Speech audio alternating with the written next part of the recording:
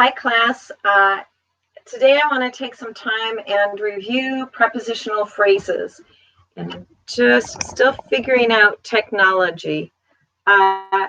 So we've been working on sentence patterns, and before I wanted to begin working on sentence patterns, if you remember, we did some work with prepositional phrases. Last semester, we learned our parts of speech, and one of those was the preposition. And a prepositional phrase, which we were putting in parentheses, always starts with the preposition and then the object of the preposition. Now, prepositional phrases can be great because they do the job of an adjective or an adverb, and they spruce up your sentences. So it's not, I ate a sandwich. It could be, I ate a sandwich before lunch. When did I eat it? Before lunch. So the important thing when we talk about sentence patterns is to be able to pull out or identify all of the prepositional phrases in a sentence. So one thing we've done is we've put them in brackets. We recognize that the first word of a prepositional phrase is always the preposition, and then we have a noun or pronoun. And you can add other adjectives in there. So before the big party, we cleaned the house.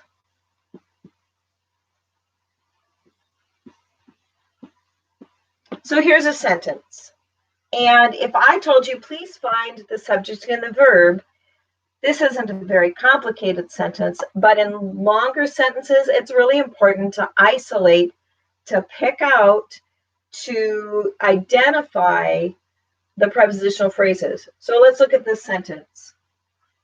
Before the big party. Here is our prepositional phrase. Before, it always starts, prepositional phrase always starts with a preposition. And here's our object. Our object of the preposition, I'll call it OP. So we have a couple other words in here. Does anyone remember what they are? They help us, they describe our object of a preposition, which is a noun. And the words that describe nouns are adjectives. So we have the. Remember, the is an article, and all articles are adjectives, and big is an adjective. So what kind of party? The big party. So we have this phrase here, before the big party, and then we can, if we're trying to isolate just the main elements of the sentence, we can look at this and say, well, I know, here's my prepositional phrase. I know my subject isn't in the phrase. I know the verb isn't in the phrase.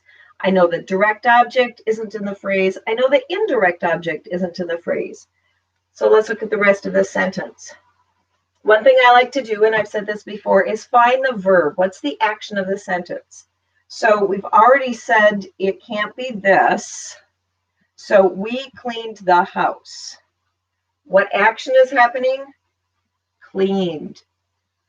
Here's our verb. Who's doing the cleaning? We are. Here's our subject. What are we cleaning? The house.